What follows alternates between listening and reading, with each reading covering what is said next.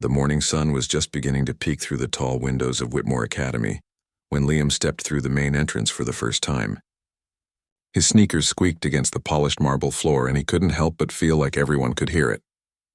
The hallways were wider than his entire bedroom back home. Paintings in golden frames lined the walls, and crystal chandeliers hung from ceilings so high they made him dizzy. Liam clutched the straps of his backpack a little tighter. It was old and faded, with a broken zipper he'd fixed with a safety pin. His mom had tried to buy him a new one, but he'd refused. She was already working herself to the bone at the diner, pulling double shifts just to keep their small apartment. This scholarship to Whitmore was supposed to change everything for them. It was supposed to be his chance, but right now, walking past groups of students in designer clothes and expensive watches, Liam wasn't so sure.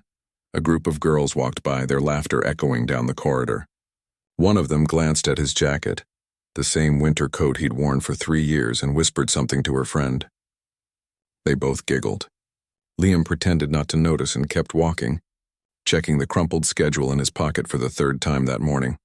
Room 214. Advanced Music Appreciation with Mr. Blackwell. He'd been surprised when they placed him in the advanced class.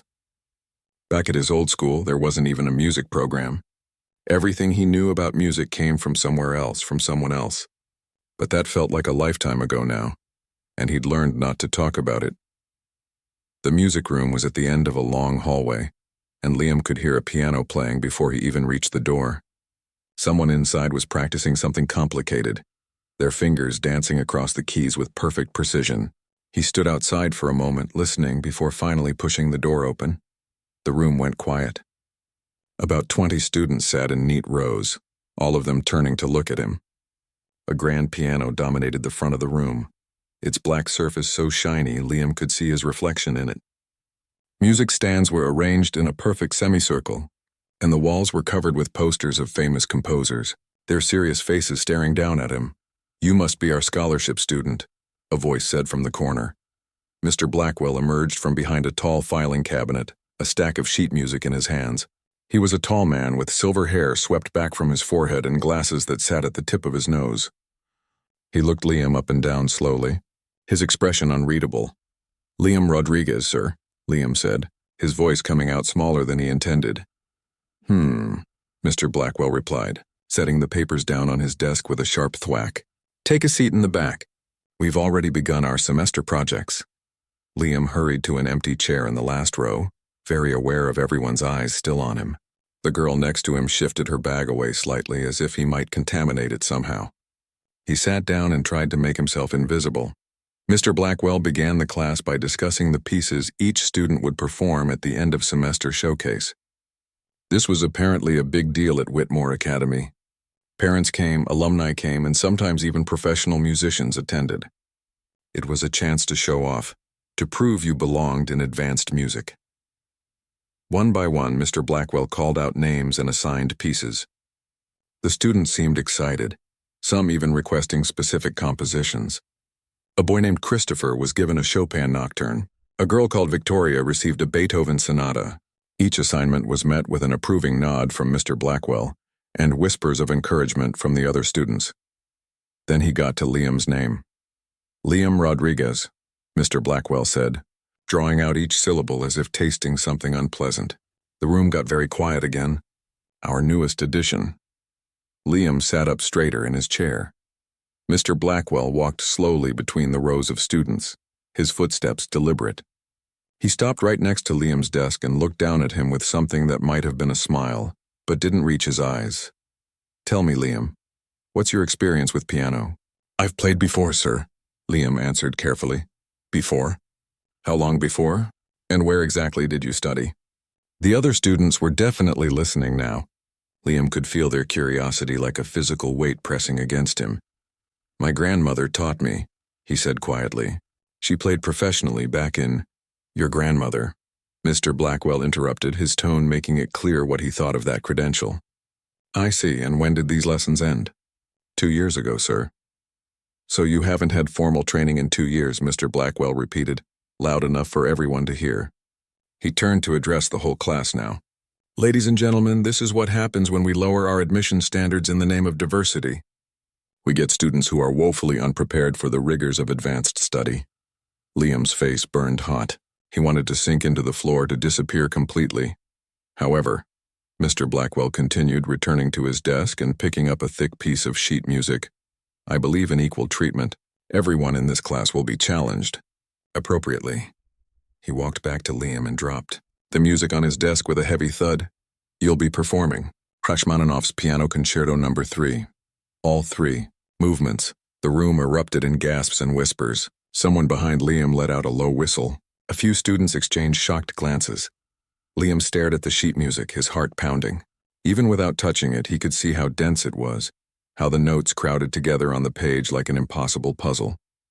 He'd heard of this piece before. His grandmother had called it one of the most difficult compositions ever written for piano. Is there a problem, Mr. Rodriguez? Mr. Blackwell asked, his voice dripping with false concern. No, sir, Liam managed to say. Wonderful.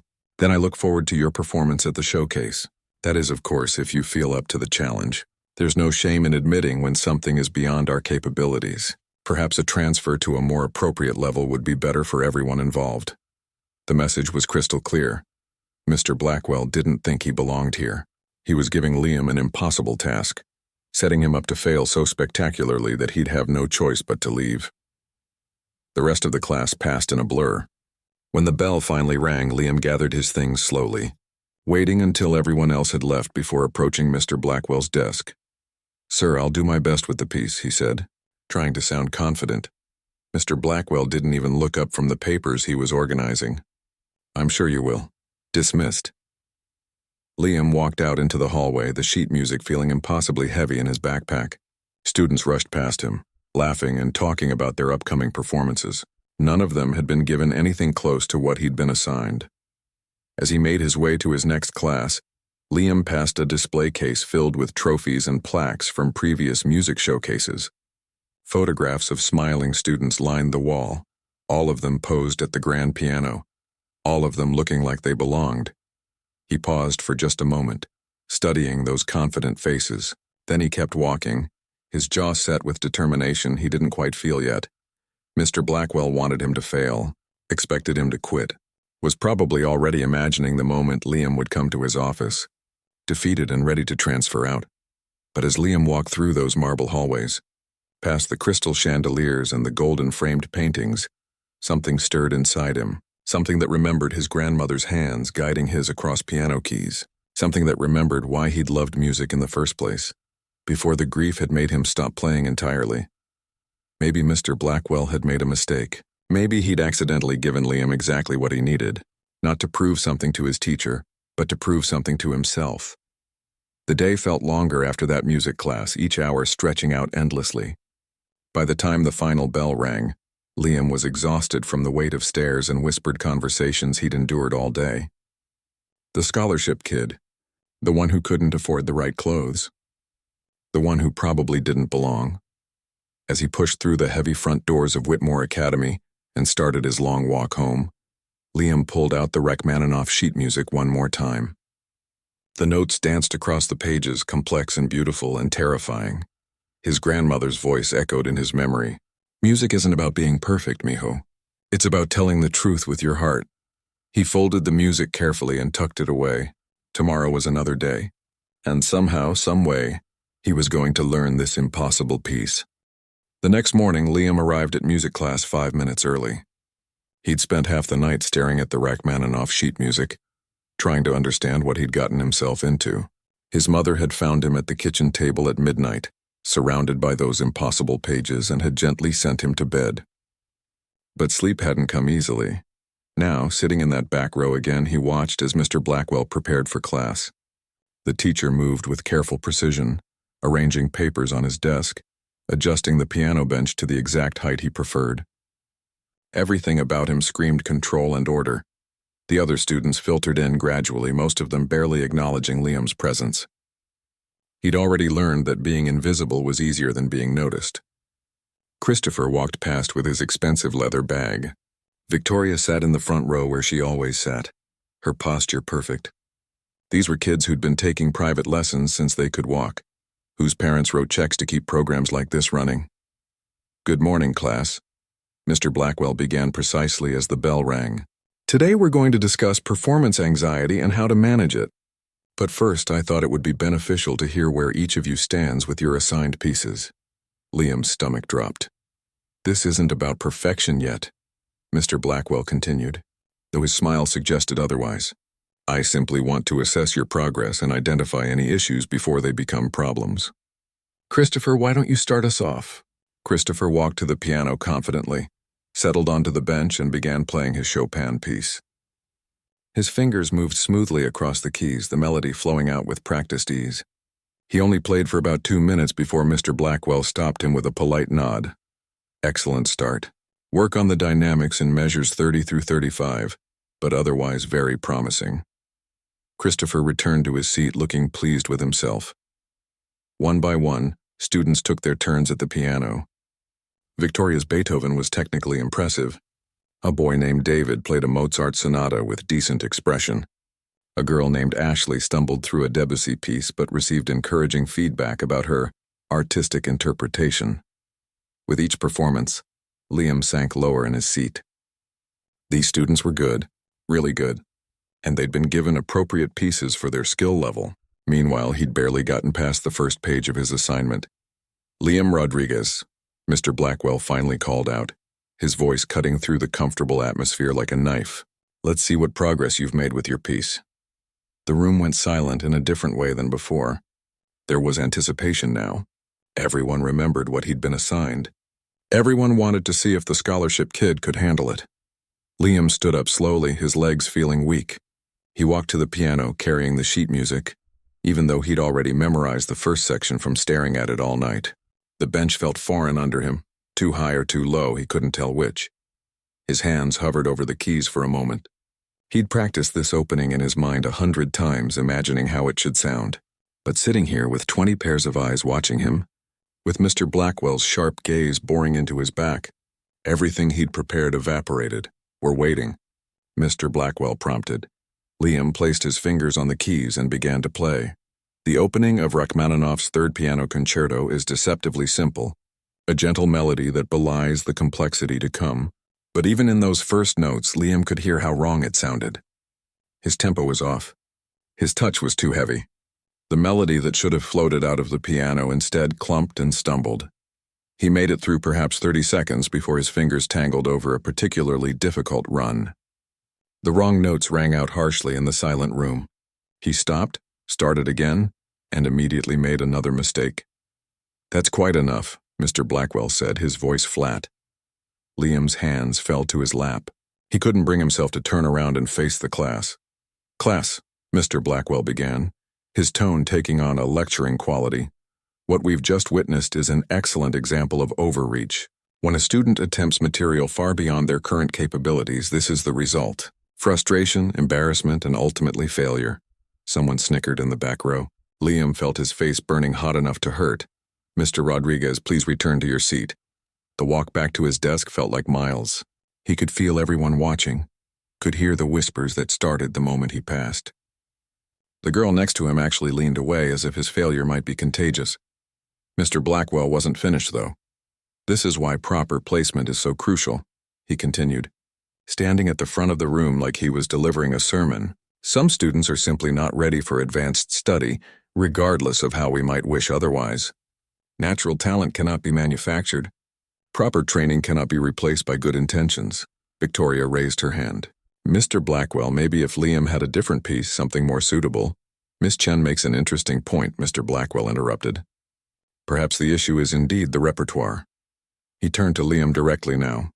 Mr. Rodriguez, I'm prepared to offer you an alternative. There's a lovely beginner piece by Clementi, very appropriate for someone at your level. We could transfer you to Mr. Peterson's intermediate class where you might find more success. The offer hung in the air like a trap. Everyone in the room understood what it really meant. It meant admitting defeat. It meant proving Mr. Blackwell right. It meant confirming every doubt, every whisper, every assumption about the poor kid who didn't belong at Whitmore Academy. Liam looked up and met Mr. Blackwell's eyes for the first time. The teacher's expression was calm, almost kind, but there was something underneath. Satisfaction, maybe, or victory. I'll stay with the Rachmaninoff, Liam heard himself say. Mr. Blackwell's eyebrows rose slightly. Are you certain? You have 8 weeks until the showcase.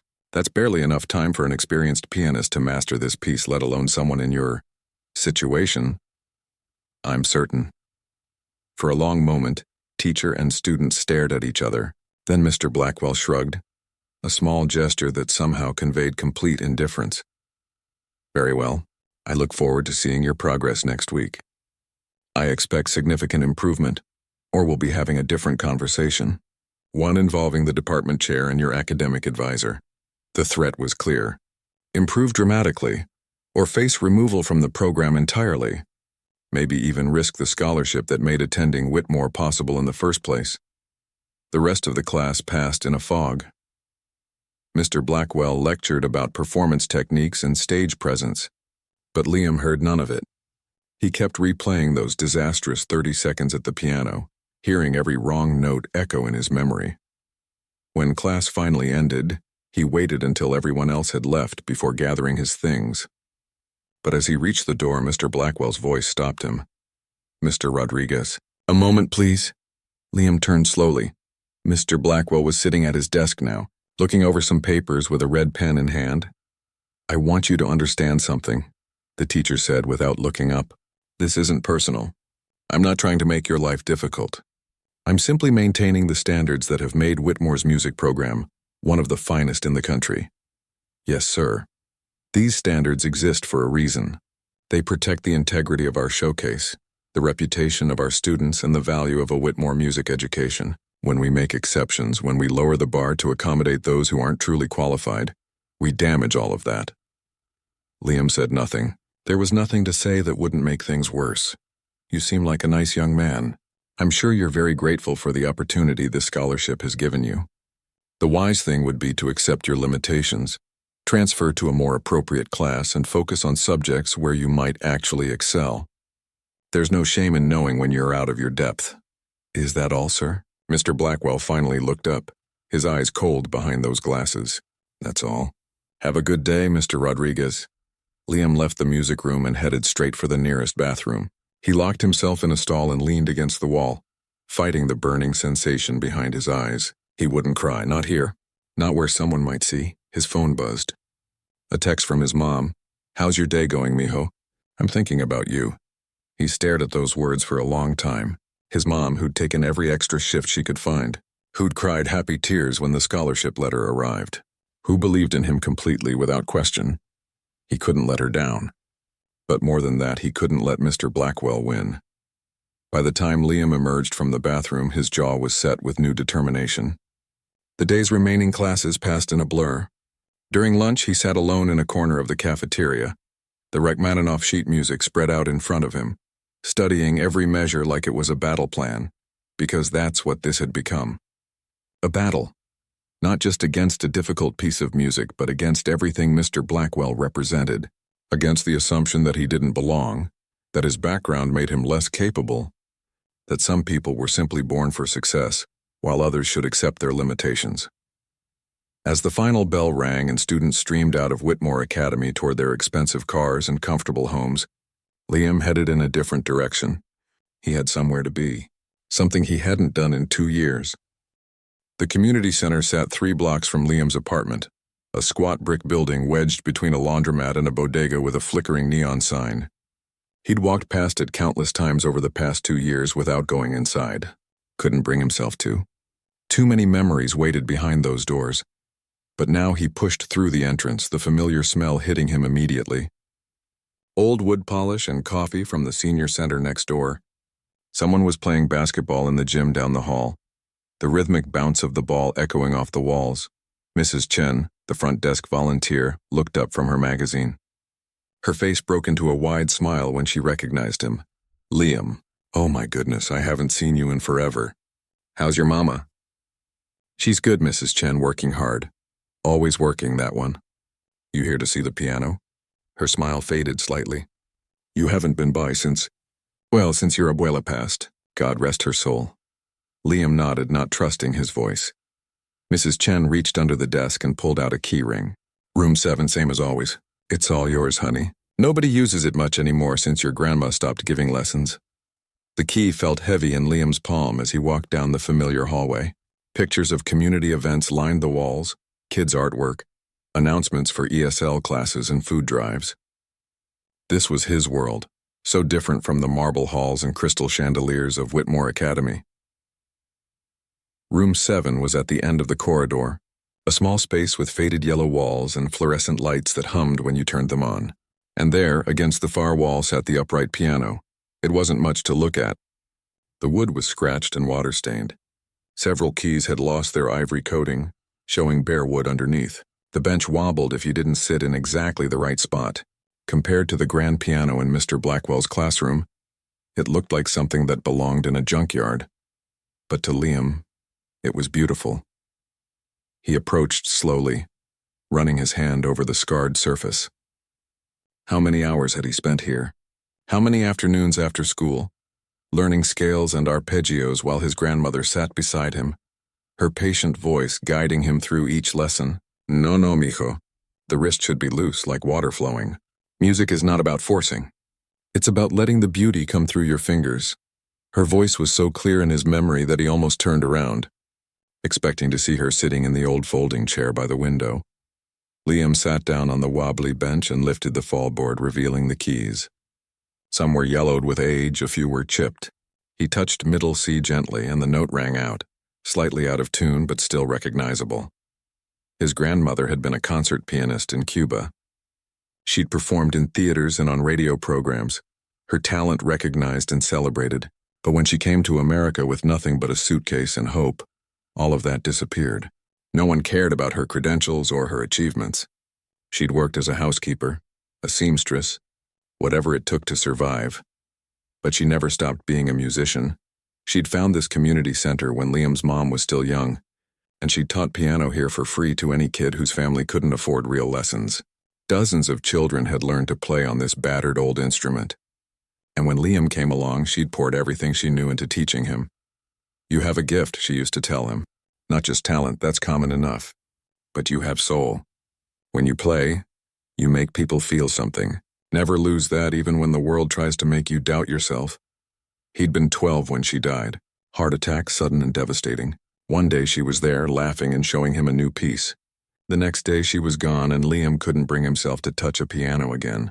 Every time he tried, the grief overwhelmed him. Music reminded him too much of what he'd lost, so he'd stopped. Walked away from the one thing he truly loved because it hurt too much to continue. But now, sitting here with Mr. Blackwell's impossible challenge ahead of him, Liam realized something. His grandmother wouldn't want him to give up on music. She wouldn't want her legacy to be his silence. He placed his hands on the keys in the proper position, muscle memory taking over. His fingers knew where to go even after 2 years of absence. He started with something simple, a scale in C major. The notes came out rusty, his timing off, but they came. Then he tried a piece his grandmother had taught him years ago, a simple Mozart sonata. His fingers stumbled at first, searching for patterns they'd once known by heart, but gradually, slowly, it started coming back. The music flowed more naturally. His hands remembered what his mind had tried to forget. By the time he pulled out the Rachmaninoff sheet music, darkness had fallen outside the small window. The fluorescent lights flickered and hummed above him, but Liam barely noticed. He was lost in the music now, studying the impossible complexity of what Mr. Blackwell had assigned him. Rachmaninoff's Third Piano Concerto was legendary among pianists. It demanded enormous hands to stretch across the wide chord progressions. It required physical stamina, because playing it was like running a marathon at sprint speed. And it needed emotional depth, the ability to convey both thundering power and delicate beauty, often within the same measure. His grandmother had owned a recording of it, played by some famous Russian pianist.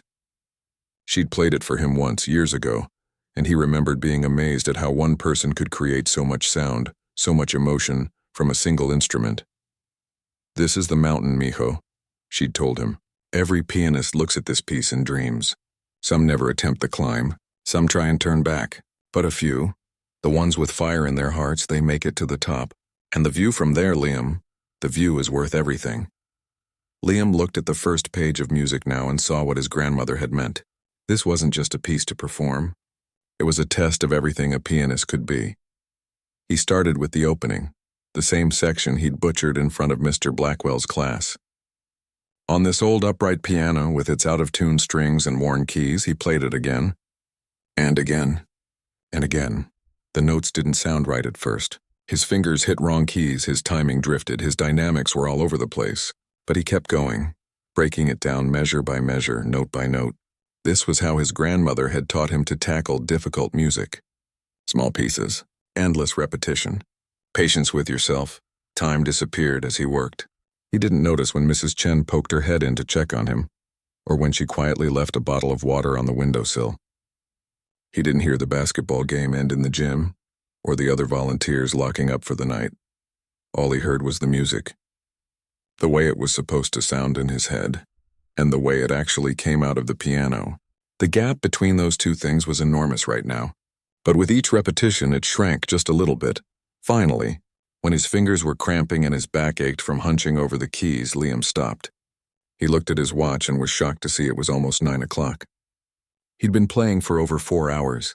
His hands were shaking slightly as he packed up the sheet music. Tomorrow he'd be sore, he knew that much. But he'd also made progress. Real progress. The opening section was starting to sound like actual music instead of random noise. As he turned off the lights and locked up room 7, Liam felt something he hadn't felt in a long time. Not quite hope, maybe, but something close to it. A sense that maybe, just maybe, this impossible thing wasn't completely impossible. The walk home through his neighborhood felt different tonight. The streetlights cast familiar shadows. The bodega owner was pulling down his security gate for the night. Music drifted from open windows, mixing with the sounds of traffic and distant sirens. This was home. These were his people. And maybe, just maybe, he belonged at Whitmore Academy too. His mother was still up when he got home, sitting at their small kitchen table with bills spread out in front of her. She looked exhausted, her diner uniform still on, her feet probably aching from a long shift. "Mijo, where have you been?" I was getting worried. "The community center," Liam said. "I was practicing piano." His mother's eyes went wide. "Piano, but you haven't played since—" "I know. But I need to now. I have to learn this really hard piece for school." She stood up and pulled him into a tight hug, and Liam realized she was crying a little bit. "Your abuela would be so happy," she whispered. "So happy to know you're playing again." That night, lying in bed in their small apartment, Liam could still feel the piano keys under his fingers. Could still hear the music echoing in his head. There was so much work ahead of him. 8 weeks to learn one of the hardest pieces ever written. 8 weeks to prove Mr. Blackwell wrong. 8 weeks to show everyone, including himself, what he was really capable of. But for the first time since accepting that scholarship to Whitmore Academy, Liam felt like maybe he actually could do this. Not because it would be easy. It wouldn't be. But because his grandmother had taught him something more valuable than technique or theory. She'd taught him that music wasn't about where you came from or how much money your family had. It wasn't about fancy schools or expensive pianos or the right last name. Music was about heart, about refusing to give up, about finding beauty even in broken things. And Liam had plenty of heart. Liam's alarm went off at 4:30 in the morning, the shrill beeping cutting through the darkness of his bedroom. He slapped it off quickly, not wanting to wake his mother in the next room. She needed every minute of sleep she could get between her double shifts. He dressed quietly in the dark, pulling on jeans and a hoodie, grabbing the backpack he'd packed the night before. Inside was the Rachmaninoff sheet music, now dog-eared and covered with his penciled notes. Also a thermos of coffee he'd made before bed, and the stale donut his mother had brought home from the diner.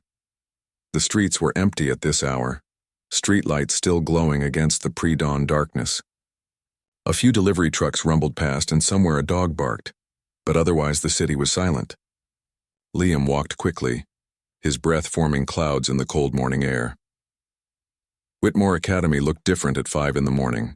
Without the crowds of students and the bustle of activity, it seemed almost peaceful. The security guard at the front gate, an older man named Frank, looked up surprised when Liam approached. "Little early for class, isn't it, son? I've got some studying to do," Liam explained. "Big project due," Frank chuckled and waved him through. "I remember being young and ambitious. Go on then. Try not to fall asleep in first period." The marble hallways echoed with Liam's footsteps as he made his way to the music room. His hands shook slightly as he used the student keycard they'd given him to unlock the door. He half expected an alarm to go off for someone to come running and tell him he wasn't allowed here unsupervised, but nothing happened. The door opened, and there was the grand piano waiting in the darkness like a sleeping giant. Liam flipped on just one light, not wanting to draw attention. He sat at the piano bench and ran his hand over the smooth, perfect keys. So different from the battered upright at the community center. This instrument was worth more than his mother made in a year, maybe more than she'd make in 5 years. He opened the Rachmaninoff score and began to play, starting with the sections he'd worked on the night before at the community center. On this beautiful piano, the notes rang out clearer, richer. He could hear what the music was supposed to sound like now, could feel the power beneath his fingers. For 2 hours he practiced, slowly, methodically, breaking down the complex passages into manageable chunks. His grandmother's voice guided him still, reminding him to keep his wrists loose, to breathe with the music, to not just play the notes but to feel them. By 6:30, he'd made it through the first 2 pages without major mistakes. It wasn't perfect, not even close, but it was progress. The sound of a door opening made Liam jump. He spun around on the bench, heart pounding, expecting to see Mr. Blackwell's disapproving face. Instead, a woman in a custodian's uniform stood in the doorway, a rolling cart of cleaning supplies beside her. She was maybe his mother's age, with dark hair pulled back in a ponytail and kind eyes that crinkled at the corners. "Dios mío, you scared me half to death," she said, her hand pressed to her chest. "I thought I was hearing ghosts." "I'm sorry," Liam stammered. "I didn't mean to. I should have asked permission." Hey, relax," she said, holding up a hand. "I'm not going to tell on you. I'm Rosa, by the way. I clean the music wing." She pushed her cart into the room and started dusting the windowsills, moving efficiently around the space. "You're here early. I have a big piece to learn." "For the showcase," Rosa nodded knowingly. "Ah, the showcase. My son used to go here years ago. He was in the music program too. Played violin? Used to?" Her expression shifted slightly. "He graduated, moved away. We don't talk much anymore." She shook her head as if clearing away sad thoughts. "But listen, if you're going to be here every morning at the crack of dawn, you might as well be comfortable. The coffee in the teacher's lounge is terrible, but it's better than nothing, and there's usually donuts on Fridays. Thank you, but I can't." "You can and you will. A growing boy needs proper food, especially if he's going to be practicing like this." She looked at him more carefully now, taking in his worn hoodie and the faded backpack.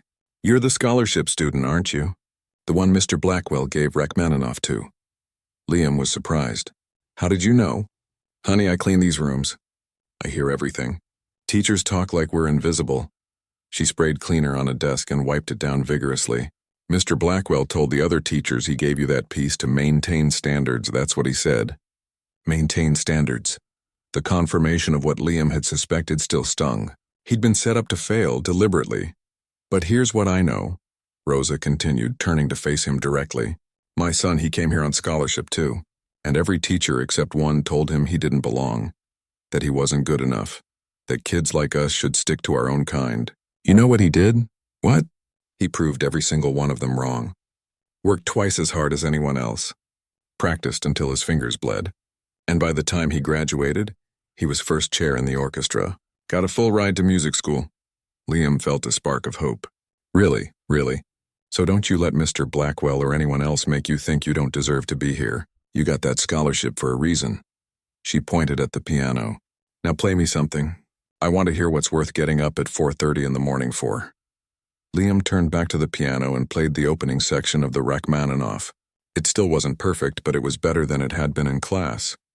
Better than it had been even last night. When he finished, Rosa was smiling. "That's beautiful. You've got something special, I can tell. My son had it too, that thing where you can feel the music, not just hear it." "Thank you," Liam said, meaning it. "De nada. Now I've got 3 more floors to clean before students start arriving. You keep practicing and I'll keep bringing you coffee. Deal?" "Deal." After Rosa left, Liam continued practicing with renewed energy. This became his routine. Every morning he'd arrive at 5, practice for 2 hours before school started, and Rosa would stop by with coffee, and sometimes a breakfast sandwich she'd grabbed from the cafeteria. They'd talk during her breaks. She told him about her son, about her dreams for him and how proud she was despite their estrangement. She told him about coming to America, about the struggles and small victories. In return, Liam told her about his grandmother, about his mother working double shifts, about the weight of being the first person in his family to attend a school like Whitmore. "You know what the hardest part is?" Rosa said one morning, sitting on the windowsill while Liam took a break from practicing. "It's not the work. We're used to hard work. It's the feeling like you have to be twice as good just to be seen as equal. Like one mistake and everyone says, 'See? I told you they didn't belong here.'" Liam nodded. He felt that pressure every single day. In every class, every interaction. Every time Mr. Blackwell looked at him with those cold eyes. "But you know what?" Rosa continued. "That pressure, it makes diamonds. My abuela used to say that. The things that try to crush us sometimes make us stronger instead." As the weeks progressed, Liam's progress on the Rachmaninoff became more noticeable. He could play through the first movement now without major mistakes. The second movement was coming along, though the technical demands were brutal. The third movement still seemed impossible, but at least he understood it better. His fingers started showing the strain. Calluses formed on his fingertips from the constant practice. One morning he noticed his right hand was slightly swollen, the joints aching. He tried to hide it, but Rosa noticed immediately. "Let me see that," she demanded, taking his hand gently. She examined his fingers with the practiced eye of someone who'd raised children. "You're pushing too hard. You need to rest or you'll injure yourself for real." "I can't rest. I only have 6 weeks left. And you won't have any weeks left if you break your hand." She disappeared into her supply closet and came back with a first aid kit. "Ice it for 10 minutes, then I'm wrapping it. And tonight, no practicing. You hear me? Your body needs time to heal." Liam wanted to argue, but the pain in his hand was getting worse. He let Rosa wrap it with an ace bandage, her movements gentle and sure. "You remind me so much of my Daniel," she said quietly. "Always pushing, always trying to prove something. You know what I wish I'd told him more?" "What?" "That he was already enough. That he didn't need to destroy himself to make us proud. We were already proud, just because he was trying." She finished wrapping his hand and patted it gently. "Your mama, she's proud of you too. Win or lose, perfect or imperfect. Don't forget that." That evening, instead of going to the community center, Liam actually went home and rested. His mother was surprised to see him for dinner on a weeknight. They ate together at their small kitchen table, and she told him about her day at the diner, about the difficult customers and the generous tips and the cook who kept burning the toast. "How's your piano piece coming?" she asked. "It's hard," Liam admitted. "Really hard. Some days I don't think I can do it." His mother reached across the table and squeezed his unbandaged hand. "Your abuela used to say that anything worth doing feels impossible at first. But you know what? You're her grandson. You've got her talent and her stubborn streak. If anyone can do this, it's you." Lying in bed that night, Liam thought about Rosa's son, about his own grandmother. 4 weeks into his brutal practice schedule, Liam was starting to crack. His morning alarm felt like torture now. Every muscle in his body ached. His fingers were covered in calluses that had formed, split, and formed again. He'd started keeping bandages in his backpack for the days when his fingertips actually bled onto the piano keys. But worse than the physical pain was the mental exhaustion. Juggling 5 o'clock practice sessions with a full course load was crushing him. His grades in math had slipped from an A to a C. He'd fallen asleep twice in history class.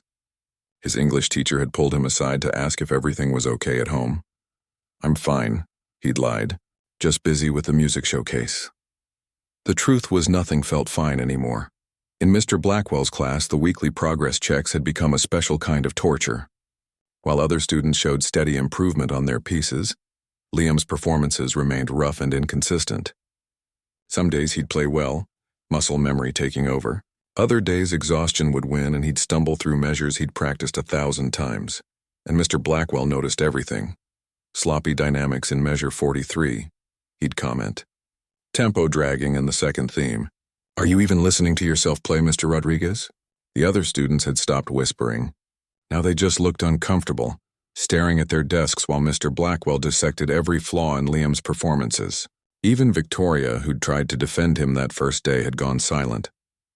One morning, after a particularly brutal practice session, Liam literally fell asleep at the piano. Rosa found him slumped over the keys an hour later, Drool on his cheek, the Rachmaninoff score scattered around him.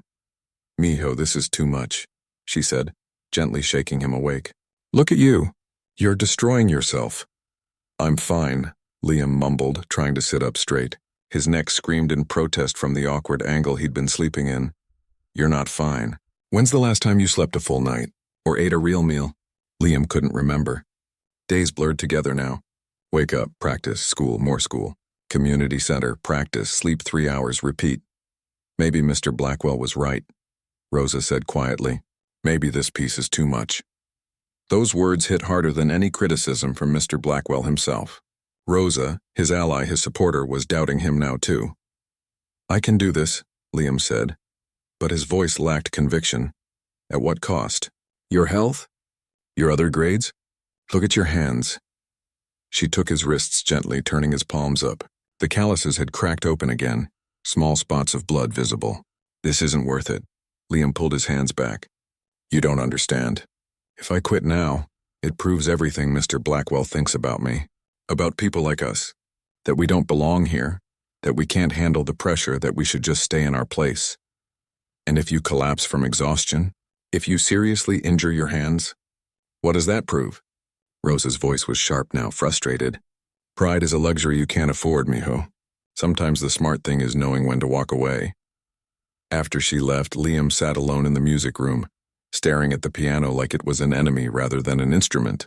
The Rachmaninoff score mocked him from the music stand, its complex measures swimming before his tired eyes. School that day was a nightmare. He failed a pop quiz in history because he couldn't focus on the questions. During lunch, he overheard a group of students talking about him. "I heard he's completely falling apart," one of them said. "Mr. Blackwell told my mom that scholarship students often crack under pressure, said it's unfortunate but predictable. Why doesn't he just quit? It's embarrassing watching him struggle every week."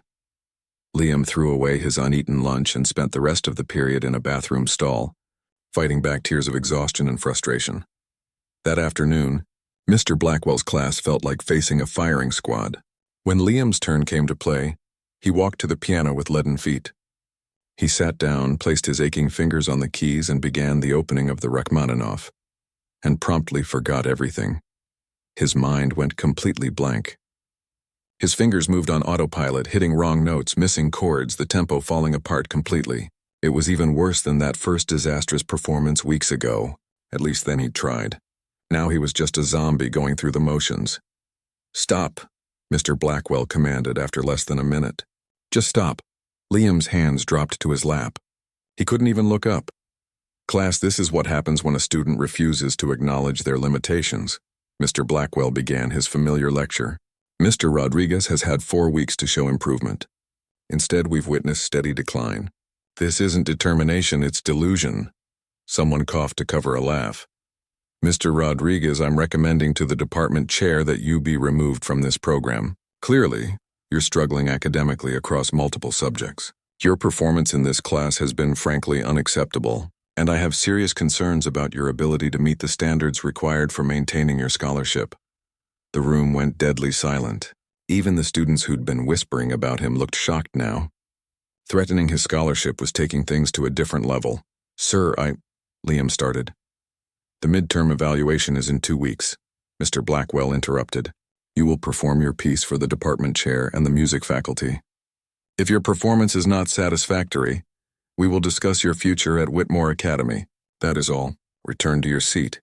Liam somehow made it through the rest of class without breaking down. But the moment the bell rang, he grabbed his bag and ran. Not to his next class, not to the bathroom, but straight out of the building. He walked for hours through the city, not caring where he was going, just needing to move. His phone buzzed constantly with texts from his mother, but he couldn't bring himself to answer. What would he even say? That he was failing? That everything they'd sacrificed for this opportunity was falling apart? He ended up at the waterfront as the sun was setting, sitting on a bench facing the gray water. His hands throbbed. His head pounded. His whole body felt like one giant bruise. For the first time, Liam seriously considered quitting. Maybe everyone was right. Maybe he was delusional. Maybe some mountains weren't meant to be climbed. Some challenges weren't meant to be conquered. Maybe accepting your limitations wasn't weakness, but wisdom. His grandmother's voice echoed in his memory. but it felt distant now. Faded. You have soul, mijo. Did he, though? Or had that just been the kind lie of someone who loved him? His phone rang. His mother calling for the 10th time. He finally answered. Mijo, where are you? You didn't come home. I've been worried sick. Mama, I can't do it. The words tumbled out before he could stop them. The piano piece, it's too hard. I'm failing everything. Mr. Blackwell wants to kick me out. I'm so tired, Mama, I'm so tired. For a moment there was only silence on the line. Then his mother's voice came through, steady and strong despite the worry he could hear underneath. Come home, baby. Come home right now. We'll figure this out together. The walk home felt like the longest journey of Liam's life. When he finally climbed the stairs to their apartment, his mother was waiting at the door. She pulled him into a crushing hug, and that's when Liam finally broke. All the exhaustion, all the frustration, all the pain came pouring out in heaving sobs against her shoulder. She guided him to the couch and held him until the tears stopped. Then she made him tea and sat across from him, her hands wrapped around his. Tell me everything, she said. From the beginning, so he did. About Mr. Blackwell's impossible assignment. About the early morning practices and the bleeding fingers. About Rosa and the community center and the pressure and the doubt. About feeling like he was drowning and no one cared. His mother listened to it all without interrupting. When he finished, she was quiet for a long moment. Mijo, I need to tell you something, she finally said. Your abuela, she was the strongest person I ever knew. But you know what her real strength was? It wasn't her talent or her determination. It was knowing when to rest. But if I rest, if I slow down, I'll never learn the piece in time. Listen to me. Your grandmother used to tell me about when she was training as a young pianist in Cuba. She had a teacher who pushed her brutally, who said rest was for the weak. You know what happened? Liam shook his head. She injured her hand so badly she couldn't play for 6 months. Almost lost everything because she was too stubborn to stop when her body was screaming at her to stop. His mother squeezed his hands gently. She learned that real strength isn't pushing through pain. It's having the wisdom to step back, heal, and come back stronger. But the midterm is in 2 weeks and you'll do your best. But not like this. Not by destroying yourself. She stood up and pulled him to his feet. Tonight you're going to eat a real meal. Then you're going to sleep for as long as your body needs. Tomorrow we'll figure out a schedule that doesn't kill you. And if Mr. Blackwell doesn't like it, well, he can talk to me. That night Liam slept for 12 hours straight. No alarm, no practice. Just deep, dreamless sleep that his body desperately needed. When he woke up the next morning, sunlight was streaming through his window. It was 8:30. He'd missed his practice session, would probably be late for class. And somehow, for the first time in weeks, he felt okay with that. Maybe his mother was right. Maybe real strength wasn't about pushing. Liam arrived at school that morning, having missed his usual practice session, feeling strangely both guilty and relieved. The rest had helped. His hands hurt less, but his mind was spinning with worry about the lost time. He headed straight to the music room between classes, hoping to squeeze in at least a few minutes of practice. But when he opened the door, someone was already there. Victoria Zhang sat at the grand piano playing something beautiful and complicated. Her fingers moved with the kind of effortless grace that came from years of expensive private lessons. She was the star of Mr. Blackwell's class, always held up as an example of what proper training and dedication looked like. Liam started to back out quietly, not wanting to disturb her, but she'd already seen him. Wait, she called out, stopping mid-phrase. Don't go. He hesitated in the doorway. I didn't mean to interrupt. I can come back later. You're not interrupting. Actually, I was hoping you'd show up. She patted the bench beside her. Sit down for a second? This was weird. Victoria had never spoken directly to him before, except for that one time she'd tried to suggest he be given a different piece. He approached cautiously and sat on the edge of the bench, leaving plenty of space between them. I heard you yesterday, Victoria said quietly. Not in class, I mean after. In the stairwell. You were crying. Liam's face burned with shame. He thought he'd been alone. I wasn't trying to spy or anything, she continued quickly. I heard you and I couldn't stop thinking about it all night. If you're going to tell me I should quit too, you can save your breath, Liam said, more harshly than he intended. That's not what I'm going to say. Victoria turned to face him fully now, and her expression was strange, sad maybe. I'm going to tell you something I've never told anyone at this school. My father makes me play piano. What do you mean, makes you? I mean, I don't want to play. I never wanted to. But my father is on the school board.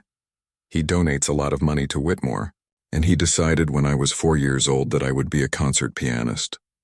Her voice was flat, emotionless, like she was reading from a script. I've had private lessons 6 days a week since I was 5. Every summer I go to music camps instead of having a vacation. Last year I placed second in a competition and my father didn't speak to me for a month. Liam stared at her, not sure what to say. I'm telling you this because I heard you playing one morning, Victoria continued, about 2 weeks ago. You didn't know I was there. I came in early for... It doesn't matter why, but I stood outside the music room and listened to you practice, and you know what I heard? What? I heard someone who actually loves music. Not someone playing because they have to, or because their parents expect it, or because it's what they're supposed to do. You were playing like music matters to you, like it means something. Her eyes were shiny now, like she might cry. I've been playing piano for 13 years and I've never felt that way about it. Not once. Liam didn't know how to respond to this confession. Victoria, who seemed to have everything, who made piano look easy, who everyone admired. Why are you telling me this? He finally asked. Because I think you can actually do this. The Rachmaninoff, I mean. And I want to help you. Help me. Why would you want to help me? Victoria laughed, but it sounded bitter. Maybe because helping you would feel like doing something that actually matters. Maybe because watching someone fight for something they love makes me remember there are people who still get to choose what they care about. I don't know, honestly. But I've been listening to you struggle with this piece for weeks and I know exactly where you're getting stuck. Will you let me show you? Liam was suspicious. This felt like it could be some kind of trick or maybe pity, which was almost worse. But when he looked at Victoria's face, he didn't see judgment or contempt, just genuine interest and maybe a little bit of hope. Okay, he said slowly. Show me. Victoria pulled out the Rachmaninoff score and pointed to a section in the second movement that Liam had been struggling with for days. This part where the left hand has to maintain the bass line while the right hand does those rapid chord progressions. You've been trying to play it as two separate things, but that's what makes it feel impossible. What do you mean? Here, listen. She played the section and it sounded smooth, natural, like one flowing piece instead of two hands fighting each other. You have to think of it as one conversation. The left hand isn't just playing bass notes, it's answering what the right hand says. They're talking to each other. She played it again, slower this time, explaining how she thought about each phrase, how she used her whole body to create the sound instead of just her fingers, how tiny shifts in weight and angle could make difficult passages suddenly accessible. Liam tried it himself, and incredibly, it started to make sense. Not perfectly, he still stumbled, but for the first time that section didn't feel completely impossible. That's it, Victoria said excitedly. See, you're doing it. Now try it again, but this time really lean into the bass note at measure 62. That's the anchor for everything that comes after. They worked together for the next hour, Victoria breaking down the technical challenges that Liam had been bashing his head against. She showed him fingering alternatives he'd never considered, breathing techniques that helped with the longer phrases, and ways to practice difficult sections in chunks that made them less overwhelming. But more than the technical help, Victoria gave him something else: encouragement. Every time he got something right, she celebrated it. Every time he struggled, she'd say, "Okay, try it this way instead," rather than making him feel bad about the mistake. You have something really special, Victoria said during a water break. The way you play, there's emotion in it. Feeling. That's the part you can't teach. And it's the most important part? Mr. Blackwell doesn't seem to think so, Liam said bitterly. Victoria's expression darkened. Mr. Blackwell is... She paused, choosing her words carefully. He has very specific ideas about who deserves to succeed in music. My father's on the board, so he treats me like I'm made of gold. But I've heard how he talks about scholarship students when he thinks no one important is listening. What does he say? That they're diversity checkboxes. That real talent comes from proper breeding and training. That Whitmore is lowering its standards by admitting students who don't come from musical families. She looked angry now. My father talks the same way. Like some people are just naturally better because of where they come from or how much money their parents have. That's why he gave me the Rachmaninoff, Liam said, the realization fully sinking in. He wanted me to fail publicly so he could prove his point. Probably. But here's what he didn't count on. Victoria smiled. You're actually good enough to do this. With the right help and enough time, you can nail this piece. And that's going to drive him crazy. Over the next 2 weeks leading up to the midterm evaluation, Victoria became Liam's secret weapon. They met every day during lunch period and after school, working through the Rachmaninoff section by section. She taught him performance techniques her expensive private teachers had taught her, how to control stage nerves, how to recover when you made a mistake instead of letting it derail the whole performance. She also made him take breaks. Real breaks. You can't practice effectively if you're exhausted, she insisted. 20 minutes on, 5 minutes off. That's the rule. Rosa, finding them together one afternoon, pulled Liam aside. Is that Victoria Zhang? The Victoria Zhang? Yeah, she's been helping me. Miho, her father could buy this school if he wanted to. Why is she helping you? I think because no one's ever asked her what she actually wants, Liam said quietly. And because helping me makes her feel like she has some control over something. Rosa nodded slowly. Sometimes the people who look like they have everything are the ones who have nothing that matters. You're a good kid, you know that? Don't forget about her after you nail this performance. I won't. As the midterm evaluation approached, Liam felt something he hadn't felt in weeks. Not quite confidence, but possibility. The Rachmaninoff was still incredibly difficult, and he still made mistakes during practice. But it was starting to feel like music now instead of an impossible math problem. The night before the evaluation, Victoria stayed late to help him run through the piece one final time. Remember, she said, this isn't about being perfect. It's about showing them you understand the music, that you can handle the technical demands, that you belong here. What if I freeze up? What if my mind goes blank like last time? Then you take a breath, find your place, and keep going. Everyone makes mistakes. The difference between good pianists and great ones isn't that great ones never mess up. It's that they know how to recover. Liam played through the entire piece. It wasn't perfect. He stumbled in 2 places and one section was definitely slower than it should have been. But he made it through all 3 movements. That's going to blow their minds, Victoria said when he finished. Seriously. 4 weeks ago, you could barely get through the opening. Now you're playing the whole thing. It's not good enough, though. Not for Mr. Blackwell. Maybe not. But here's the thing about Mr. Blackwell. Victoria's expression turned serious. He's not the only person evaluating you tomorrow. The department chair, Mrs. Patterson, she actually cares about. The morning of the midterm evaluation crawled by at an agonizing pace. Liam sat through his classes in a fog, not hearing a word his teacher said. His hands were sweating. His stomach felt like it was tied in knots. Every time he looked at a clock, only 5 minutes had passed when it felt like an hour. During lunch, he couldn't eat. Victoria found him sitting alone in the corner of the cafeteria, staring at his untouched sandwich. You need to eat something, she said, sliding into the seat across from him. I can't, I feel sick. That's just nerves, here.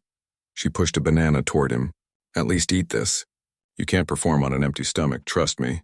I learned that the hard way at a competition once. Liam forced down the banana, though it tasted like cardboard in his dry mouth. Around them, the cafeteria buzzed with the normal chaos of lunchtime. Students laughing, arguing about homework, planning their weekends. Their biggest worry was probably an upcoming test or some social drama. None of them had their entire future riding on the next 2 hours. You're going to do great, Victoria said, but even she looked nervous. You've practiced so hard. You know this piece inside and out. Knowing it and performing it under pressure are different things. I know. But you've got this. And I'll be there, in the audience. If you start to panic, just look for me. I'll be right there. The warning bell rang, signaling 5 minutes until next period. Liam stood up, his legs shaky. He had history class, then one more period after that, then the evaluation. Liam, Victoria called as he started to walk away. Whatever happens today, you've already proved something important. You didn't quit when everyone expected you to. That matters. The afternoon classes were torture. His history teacher was droning on about something, but Liam couldn't focus on a single word. He kept glancing at the clock. 1:45, 1:50, 1:55. Finally, mercifully, the bell rang at 2 o'clock. Liam gathered his things slowly, trying to control his breathing like Victoria had taught him. In through the nose, hold for 4 counts, out through the mouth. Again. Again. The walk to the music room felt like walking to an execution. His legs felt disconnected from his body. The hallways seemed to stretch out endlessly. Other students rushed past him, headed to their after-school activities or toward the exits, free for the day. The music room door was closed when he arrived. Liam stood outside for a moment, his hand on the doorknob, trying to gather his courage. He could hear voices inside. The evaluation panel was already there, waiting for him. He pushed the door open. The room had been rearranged. Chairs were set up in rows facing the grand piano, like a mini concert hall. 5 people sat in the front row, all of them holding clipboards and looking very official. Mr. Blackwell sat on the far left, his expression neutral, but his eyes cold. Next to him was Mrs. Patterson, the department chair, a woman in her 60s with kind eyes and silver hair pulled back in a bun. Liam recognized 2 other music teachers, Mr. Kim and Ms. Rodriguez. The 5th person was someone he didn't know, a younger man in a suit taking notes. Victoria sat in the back row, giving him an encouraging smile when he looked her way. Rosa had somehow snuck in too, standing near the door in her custodian uniform, her hands clasped in front of her like she was praying. "Mr. Rodriguez," Mrs. Patterson said warmly, "thank you for being punctual. Please take your seat at the piano whenever you're ready." Liam walked to the piano on legs that felt like they belonged to someone else. He set his music bag down beside the bench and pulled out the Rachmaninoff score, even though he'd long since memorized it. Having the music there felt like a safety net. He sat down, adjusted the bench height, and placed his hands in his lap. His fingers were trembling slightly. "Take your time," Mrs. Patterson said gently. "Whenever you're ready." Liam closed his eyes for a moment. He thought about his grandmother, about the countless hours at the community center piano. He thought about Rosa's early morning coffee and encouragement, about Victoria sacrificing her lunch periods to help him, about his mother working herself to exhaustion so he could have this chance. He thought about why he loved music in the first place, not to prove anything to anyone, but because when he played, he could express things he had no words for, because music was the one language that didn't care where you came from or how much money your family had. He opened his eyes, placed his hands on the keys, and began to play. The opening notes of Rachmaninoff's Third Piano Concerto floated out into the quiet room. Soft, gentle, deceptively simple. Liam's fingers found their positions naturally, muscle memory taking over. The first phrase flowed into the second, and he felt some of his tension ease. He was doing this, actually doing this. The piece began to build, growing more complex. His left hand took up the bass line while his right hand danced through the melody. This was the section he'd struggled with for weeks, but Victoria's advice echoed in his mind. Think of it as one conversation. The hands weren't fighting each other anymore. They were talking, responding, creating something together. He made it through the first movement without any major mistakes. Just one small stumble that he recovered from quickly, the way Victoria had taught him. Don't stop, don't apologize, just keep going like nothing happened. The second movement began, slower and more lyrical. This was the emotional heart of the piece, the part that required not just technical skill but real feeling. Liam let himself sink into the music, remembering his grandmother's words. "Let the beauty come through your fingers." He played with his whole body now, swaying slightly with the phrases, his face showing the emotion he was pouring into every note. This wasn't just playing music anymore. This was telling a story about struggle and hope, about loss and perseverance, about refusing to give up even when everything seemed impossible. In the audience, Rosa had tears streaming down her face. Victoria was leaning forward in her seat, completely absorbed. Even Mr. Kim and Ms. Rodriguez had forgotten to take notes, just listening. Only Mr. Blackwell sat with his arms crossed, his expression unchanged. The second movement ended with a delicate, fading phrase. Liam took a breath and launched into the third movement without pause. This was it, the hardest part, the section that had seemed impossible just a few weeks ago. Rapid chord progressions, enormous leaps across the keyboard, passages that required both speed and precision. His hands flew across the keys, his fingers moving faster than his conscious mind could track. Sweat dripped down his face. His shoulders ached. His calloused fingers screamed in protest. But he kept playing, pushing through the pain, through the exhaustion, through everything. There was a particularly difficult section about 3/4 through where the hands crossed and recrossed in a dizzying pattern. Liam had practiced this part hundreds of times, but it still felt dangerous, like navigating a cliff edge in the dark. His left hand reached for a bass note and missed, hitting the wrong key. The harsh sound rang out in the room. Liam's heart skipped. For a split second he almost stopped, almost gave up right there. But then he remembered his mother's words. Victoria's encouragement. His grandmother's belief in him.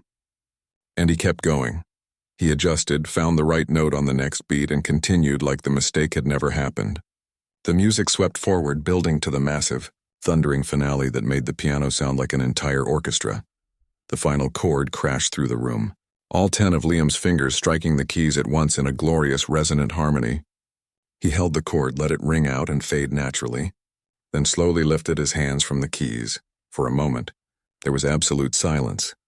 Then Victoria jumped to her feet, clapping so hard her hands must have hurt. Rosa joined her, wiping tears from her eyes. Mrs. Patterson stood up, applauding with a broad smile on her face. Mr. Kim and Ms. Rodriguez followed, both looking genuinely impressed. Mr. Blackwell remained seated, but even he was clapping, though his expression was unreadable. Liam sat at the piano, stunned. He'd done it. Actually done it. Played the entire Rachmaninoff Third Piano Concerto, one of the hardest pieces ever written after only 8 weeks of practice. He stood up slowly, his legs shaking, and gave a small bow. His hands were trembling so badly he had to clasp them together. Mr. Rodriguez, Mrs. Patterson said, her voice warm with emotion. That was extraordinary. Truly extraordinary. Please have a seat. We'll confer for a few moments. Liam walked back to sit near Victoria and Rosa, his mind still spinning. Victoria grabbed his hand and squeezed it hard. You did it, she whispered. Oh my God, you actually did it. I made a mistake in the third movement, Liam said, his voice hollow with disappointment. Everyone makes mistakes. But you recovered perfectly. That's what matters. The 5 judges huddled together in the front row, speaking in low voices. Liam could see Mr. Blackwell talking animatedly, making sharp gestures. Mrs. Patterson was nodding, but also disagreeing with something he said. The discussion went on for what felt like hours, but was probably only a few minutes. Finally, they broke apart and turned to face Liam. Mrs. Patterson stood up. Mr. Rodriguez, would you please come back up here? Liam's heart pounded as he walked forward. This was it, the verdict. On behalf of the evaluation committee, I want to first acknowledge the extraordinary amount of work you've clearly put into this performance, Mrs. Patterson began. 6 weeks later, the night of the final showcase arrived. The auditorium at Whitmore Academy had been transformed. Red velvet curtains framed the stage. Rows of seats stretched back into shadows, filling up with parents in expensive suits and jewelry that probably cost more than Liam's entire apartment building. Camera crews from local news stations set up equipment near the front. Alumni who'd gone on to prestigious music schools had returned to watch. This wasn't just a student recital. This was an event. Backstage, Liam paced in small circles, his hands alternating between sweating and going numb. He'd practiced every single day since the midterm evaluation. The Rachmaninoff was as close to perfect as he could make it. But knowing something and performing it in front of hundreds of people were completely different things.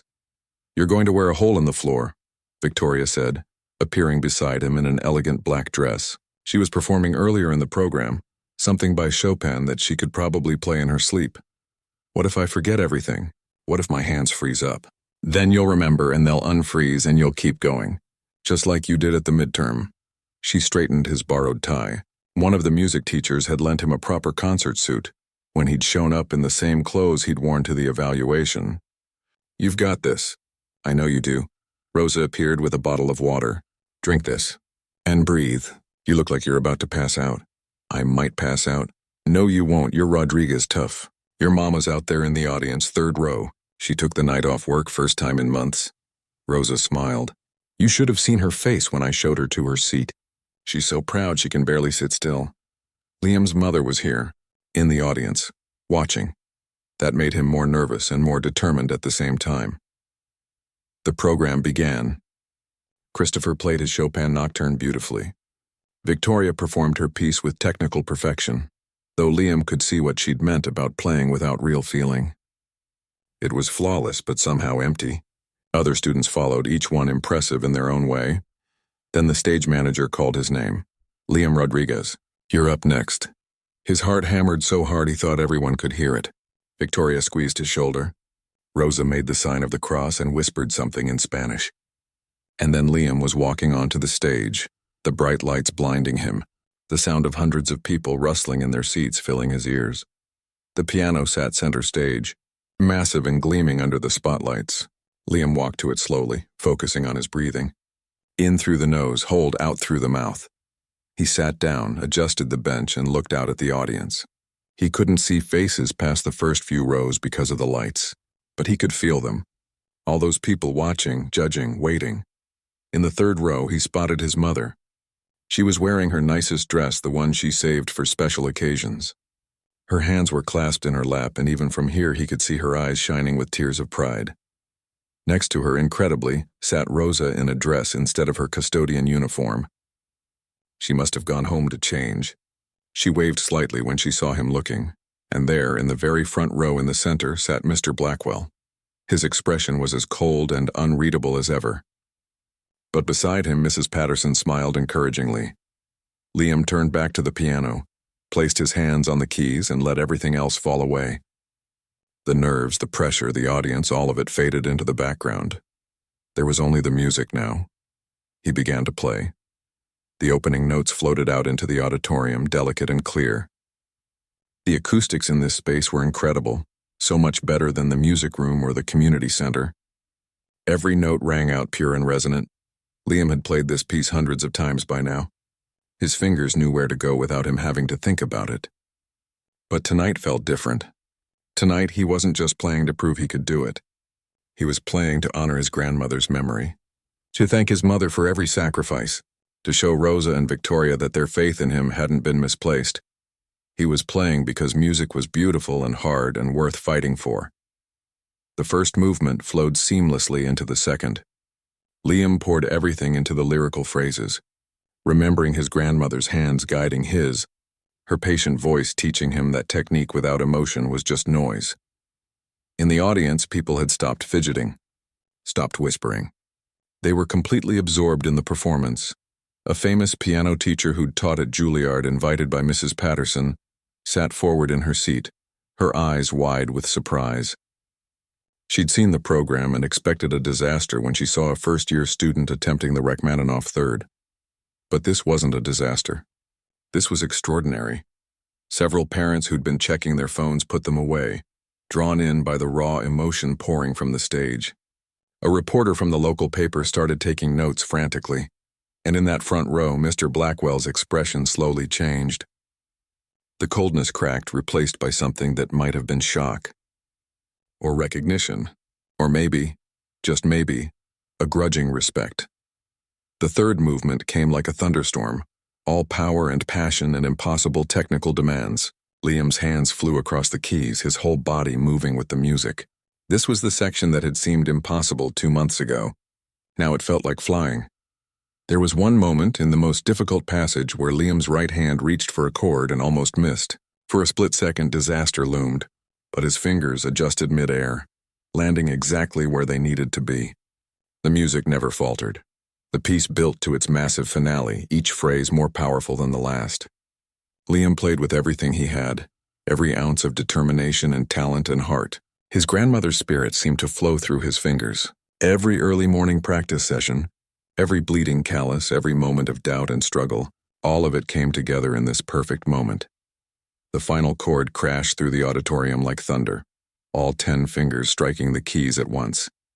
Liam held it, let it sustain and ring out naturally, then slowly lifted his hands for one heartbeat. There was absolute silence. Then the auditorium exploded. People leapt to their feet, applauding so loud it was almost deafening.